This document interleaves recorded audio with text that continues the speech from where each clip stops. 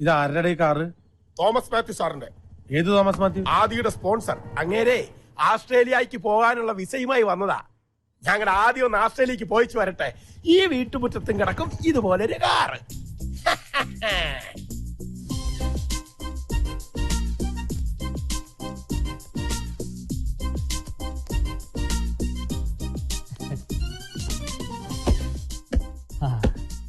ഞാൻ ഇങ്ങനെ ഒരു ഓഫർ തരുമ്പോ ഒരിക്കലും പ്രതീക്ഷിച്ചതല്ല ഇത്രയും പെട്ടെന്ന് ആദ്യത്തിന് 10 പേരെ സംഘടിപ്പിക്കാൻ കഴിയുമെന്ന്. ഇത് 10 പേരുടെ വിസയുടെ ഡ്യൂപ്ലിക്കേറ്റ് കോപ്പിയാണ്. പിന്നെ ഇത് ആദിക്കുള്ള വിസ.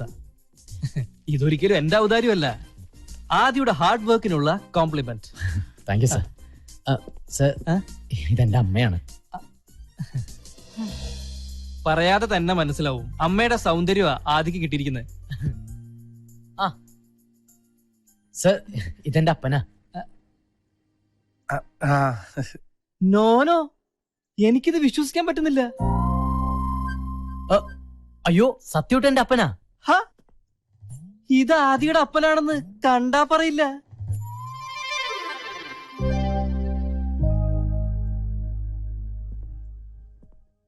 ഈ പ്രായത്തിൽ ഇത്രയും മുതിർന്ന മകനോ? ആദിയുടെ ഫാദർ വളരെ യങ് ആണ്. Anyway, you are lucky. Adi, ഇപ്പൊ വരാപ്പാ. അവന് പോകാനുള്ളതെല്ലാം ശരിയായി. ഇപ്പൊ സന്തോഷിക്കല്ലേ വേണ്ടത്? എന്നിട്ടെന്താ ഇങ്ങനെ മുഖം കറുപ്പിച്ച്? അതിന് എന്റെ മുഖം വെളുത്തിട്ടല്ലോ ലക്ഷ്മി. അവനൊരു നല്ല ഭാവി ഉണ്ടാവണം തന്നെ എന്റെയും പ്രാർത്ഥന.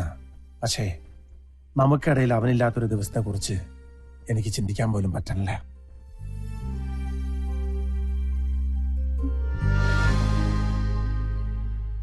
അപ്പൊ next Monday hotel White City. Okay sir.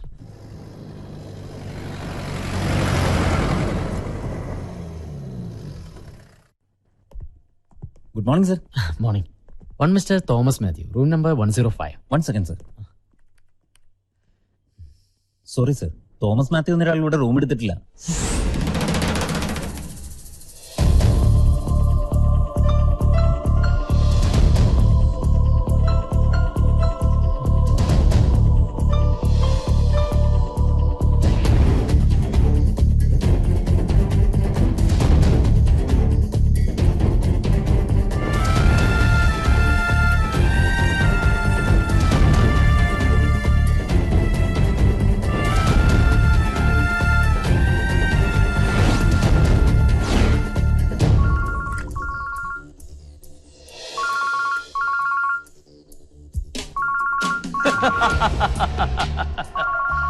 അവനാ ആന്റണി ആദിത്യവർമ്മ. അവനിപ്പോൾ ഹോട്ടൽ വൈറ്റ് സിറ്റിയിൽ എത്തിക്കാണും. ഞാൻ ഇങ്ങോട്ട് പറഞ്ഞ വിവരം പാവം അവൻ അറിയില്ലല്ലോ. ഏക് ബുദ്ധു ഹേ ദുനിയാ കാ നമ്പർ 1 ബുദ്ധു.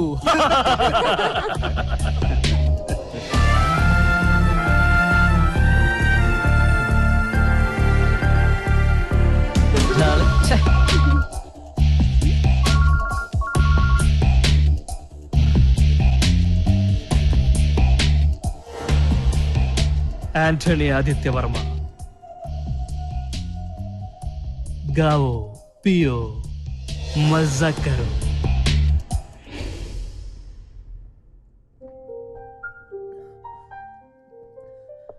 എടോ, ദിവസവും നമ്മൾ പത്രങ്ങളിലൂടെയും ചാനലിലൂടെയും ഇതുപോലുള്ള നിരവധി ചീറ്റിങ്ങൾ അറിയുന്നുണ്ട്.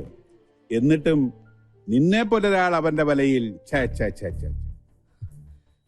വ്യാജ മേൽവിലാസവും മരിച്ചുപോയ ഒരാളുടെ പേരിലുള്ള മൊബൈൽ ഫോണും അവർ നിന്നെ സമർത്ഥമായി കബളിപ്പിച്ചിരിക്കുന്നു.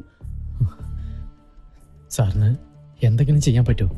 ആദിത്യ, നീ തന്ന പരാതിയിന്മേൽ അന്വേഷണം നടക്കും.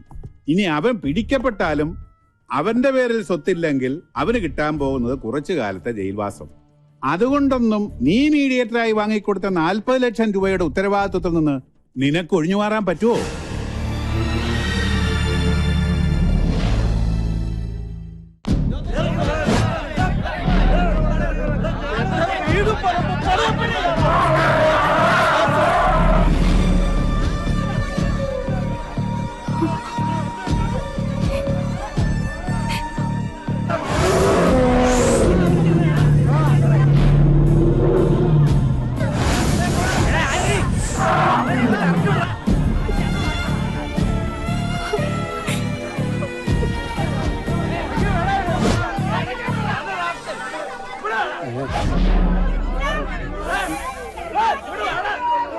കർത്താവേ, എന്റെ ലോറി ഇനി ആന്റണിയുടെ മുറ്റത്ത് കിടന്ന് അത് അപകടമാ.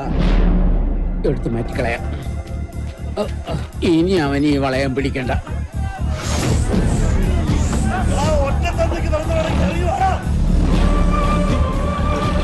ഞാനല്ലേ തെറ്റിയത്. അവരെന്നെ ശിക്ഷിച്ചോട്ടെ. അവരെന്തിനപ്പുറം അകത്തേക്ക് കേറി പോടാ.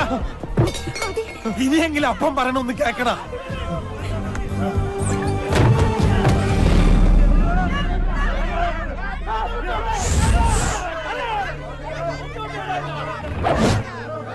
മതി, നിർത്ത്. ഇനിയൊന്നും പറയരുത്. ആരെയും കണ്ണടച്ച് സ്നേഹിക്കുകയും വിശ്വസിക്കുകയും ചെയ്യുന്ന ഈ ആന്റണിയുടെ മകൻ ഒരു അബദ്ധം പറ്റി. എല്ലാരും അവനോട് ക്ഷമിക്കണം. അവനെ ശപിക്കരുത്.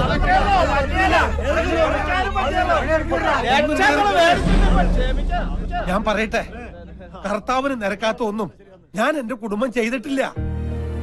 ഈ വീടും സ്ഥലം വിറ്റിട്ട് ഞാൻ നിങ്ങളുടെ കാശ് തരും.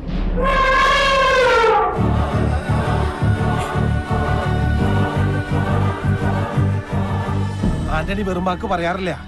ഒരൊറ്റ അപേക്ഷയുള്ളൂ. അതിനൊരു അല്പം സാവകാശം എനിക്ക് തരണം. എല്ലാരും പിരിഞ്ഞു പോണം. ആന്റണി പറഞ്ഞോണ്ട് പോവാ. മാറ്റങ്ങളെ